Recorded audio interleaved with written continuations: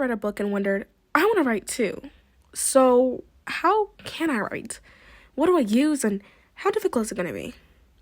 Or maybe you're reading a book and you're thinking, oh, well, I started writing, but what am I supposed to write about? Or maybe you even thought, I'm going to become someone's favorite author one day. So, okay, yes, I am. Can you stop following me around now? Wherever you are. Well, if you have asked any of those questions before, I have the answers for you. Hello, my name is Maddie, and I am a YA fantasy novel writer, author.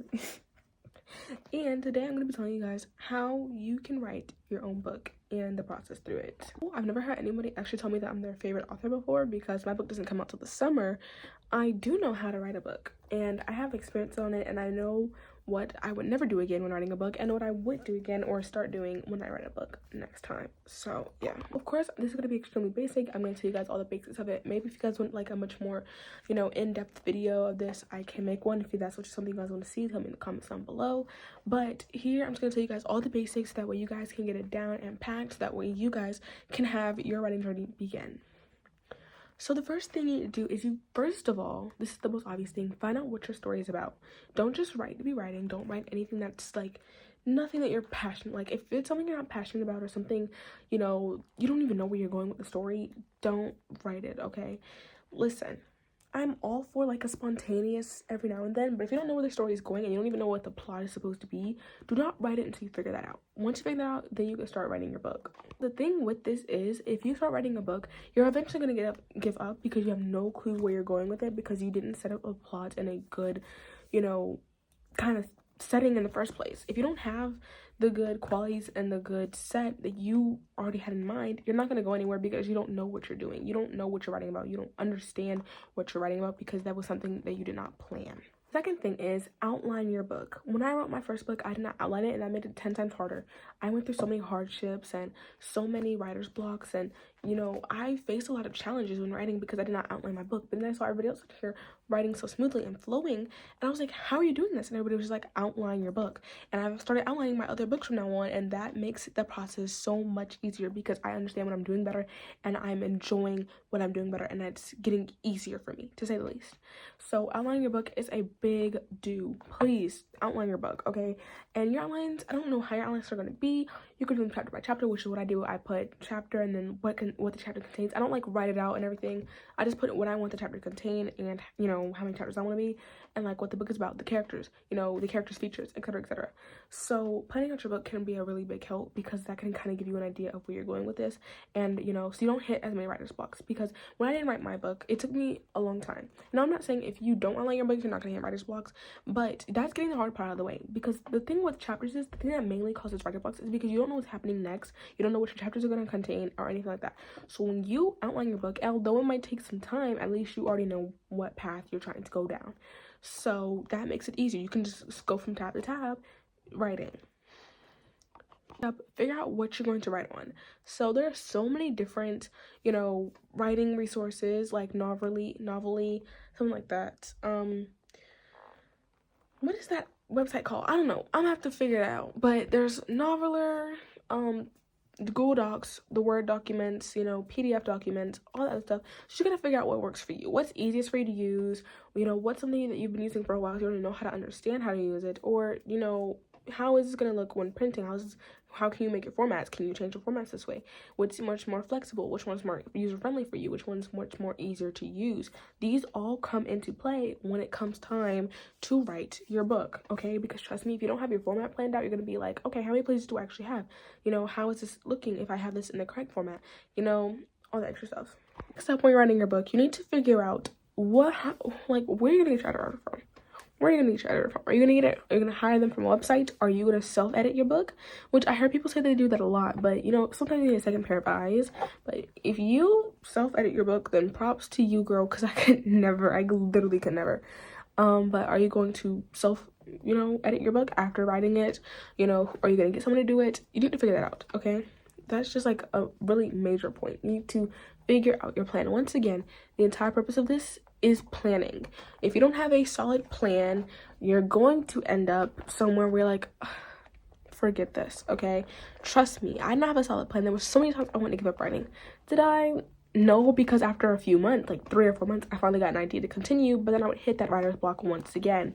But now that I started outlining my books, I have not hit a single writer's block, unless it comes to outlining my books, which once I said already, that's already going to happen. That's expected to happen, you know? Yeah, so many books that we read nowadays that have page fillers, you know, second book syndrome. So make sure that when you're writing a book, the plot is meaningful. It has something to do with the story and a plot line, especially if you're writing a series and the second book is just not it. You guys, I could name so many books where the second book was just not it, and it felt like page fillers to get to the last book. So that means that this series could have been shortened. You didn't need to have all 3 books. You didn't need to have all 4 books. You could have had 1, 2, 3 or 1, 2. We didn't have 1, 2, 3. We didn't have 1, 2, 3, 4. Okay, we just needed 2 books. This was a duology, or it's meant to be a trilogy and not a full-length series, guys. Because sometimes the second book is completely pointless to the world. It's completely pointless to the story. Okay. And whether you're a repeat author or this is your first time, just make sure that you know what you're getting into when you're writing, you know, what is your plan? Because I know sometimes, you know, this might be your second time writing a book and you're looking for a video that can help you, because maybe the first time you wrote your book, it wasn't that easy to, you know, write it and everything. And it may have turned out well, but it might not have been easier the first time, and maybe you came to this video because you want to see, oh, how can I make this easier for myself? That's what I'm here to do, because I told you guys in my last video that I talked about my books, I said my goal as an author is to not only publish my books and to become somebody's favorite author, but it's also to help other authors learn what kind of path they want to go down, help other authors learn what they want in a book. So I'm your girl. I will be posting tips from now on, and these tips literally can work for any genre. Fantasy, romance, thriller, does not matter. Because I'm doing the basics. I'm not doing in-depth like, oh yeah, your villain needs to have this or this or this. No, I'm just saying that whatever you do, at the end of the day, you need to have this, and this figured out already for yourself.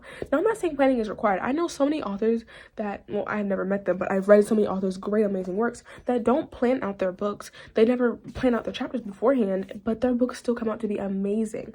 I'm not saying your books have to be planned out. That's not a requirement, okay? That's not like a requirement in the author realm, author world. No, I'm just saying it'll be easier for you if you plan out your book, because then you already know what you're doing. You can go from this tab, see what you have planned out for this chapter, and write it down into paper with the full in-depth details and everything like that, okay?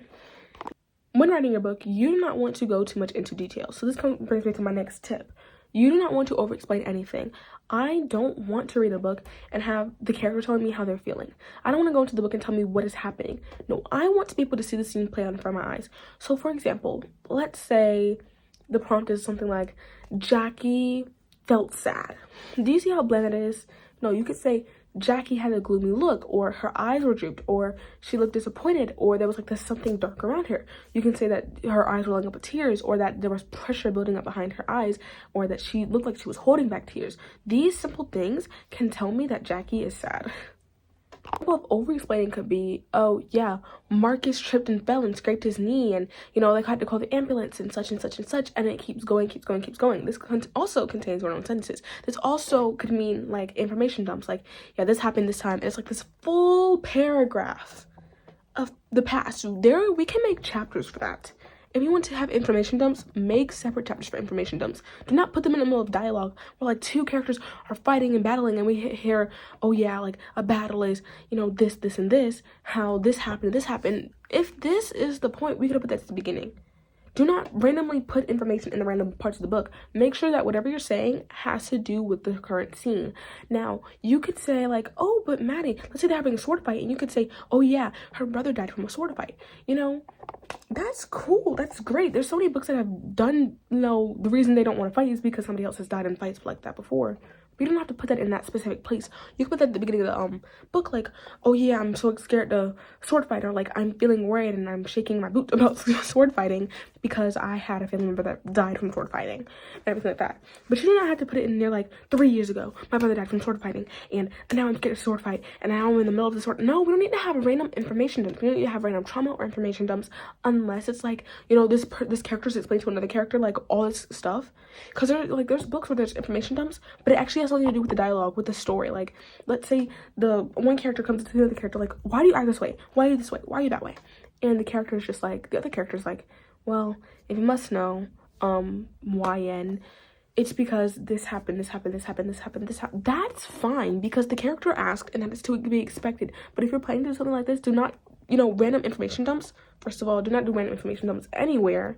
Make sure that whatever you put information in it either has its own designated chapter or it has a significance and relevance to the dialogue and the plot that we're going in. And I know a lot of people have been getting hate on book talk where they're like, oh, all of this is just, you know, information. Where's the dialogue? I agree. Why are we getting random trauma dumps, random information dumps, when there should be dialogue right here? You know, I've seen so many people be like, oh, readers don't even read nowadays, they're skipping pages. Because nowadays, a lot of authors, instead of making so that it's much more, you know, description heavy and much more, you know, let the characters see the world through the character's eyes and not straight up giving them the emotions and giving them this, and that. No, we're going to put all this information like, in 1970, this happened, this happened, this happened, this happened, and then this happened, this happened, this happened. No, this should be like random, you know, information dumps every other bit, okay? It should not be boom, boom, boom, boom, boom, boom, boom, this much information in a random fight scene. So I have been seeing a lot of people like, it's the middle of a fight scene and all this information is in very little dialogue. So I'm going to skip the pages. I would too. As someone who loves books, I read so much, guys. I read so much. I also write. I'm not going to sit there and read an entire page of information dump because most of the time this information never comes in handy later on in the book or serves no relevance to what's going on in that current moment. There have been so many times where I've read books where there's little wrong information dumps and I read that. I'm just like, okay, just sit through it. It's going to come in handy later. But it never gets mentioned again for that book or the rest of the series. So I don't blame a lot of people for skimming books. Do you want people to skim your book? No. So are you going to put random information dumps in your book? Unless it's a designated chapter? Yes. We're only going to put them in the designated chapters or where they're relevant, right? Thank you. Because I want you guys to have a successful book. I want you guys to have a book that people love to read and enjoy. They spend their free time reading. You know, I want somebody to say you are their favorite author. Okay, so for this case, I know we've been stuck on this topic for information dumps for quite a while now, but I just thought it was really relevant. And I want to say that because a lot of people underestimate how much information dumps can take away from the overall rating of a book. Information dumps randomly can make a book go from 5 stars to 1 star fairly, very quickly because it feels like it was either rushed or, you know, you didn't know where to put it. Which if you don't know where to put it, that means it's not going to be that relevant now, is it? And last tip I have for you guys today is this is more like when you're done or you're close to finish your cover. I would say if you're like an indie author and you don't have a team with you and you're on a very low budget, do not go and hire someone to make your cover. What you need to spend that money on is an editor. That is what your money should go to, an editor. An editor is what your money needs to go to. You can make a cover on Canva. I made my cover, spine, and back cover using Canva, and it works just fine. It looks, I think it looks great, personally, and a lot of people tell me it looks great. It's really simple to make a cover on Canva or on Pixar or something like that, where you can just make your own cover for free, y'all. Free of charge. You don't have to pay anybody the expensive ratings or prices if you make it yourself, which means you can spend that money on something better like an editor. Thank you. That is all for today's video. I hope my video helped you guys out a lot. And I will be doing another video on how to become someone's favorite author and extra information on writing because I know some of you guys now might be here because of my author videos, my author posts, and don't worry, my normal book videos and book vlogs will be here, guys. I promise. I just don't know what to read right now. You know, reading slump core. I want to film a reading vlog. I just don't know what I want to pick up right now. I think I'm just like in the biggest reading slump right now. I also have some stuff to get in from editors, so don't have enough time to read, like genuinely read in depth and sit down and record and everything and edit a very long video for you guys. But I'm going to try, and there's a book that's sitting right here, did a book haul, which one of those books in the book haul. I really want to read that book, and so 3 of the books are actually in the book haul, and I want to read one of them that's on this shelf specifically, not on my series shelf, which should give you guys a hint because a lot of the series we've been reading together. I want to read that book, so hoping to read it soon, hoping to get some more book content out for you guys. But for now, I do have some author content I want to get out because there's a lot of tips and tricks that I want to share with you guys while, you know, I'm currently in the fresh stage. And since we're here talking about being authors, I'm an author, as I mentioned before, so go follow me on Instagram so you guys can get all the updates on my author arc. Oh, ARC signups are open for my book, guys. Go sign up to be an ARC reader for my book. I promise. It's going to be extremely fun. It's going to be really nice. So, that is all for today. Join the Discord server down below because I do interact with you guys there. I'm going to see y'all next time. Kisses. And goodbye.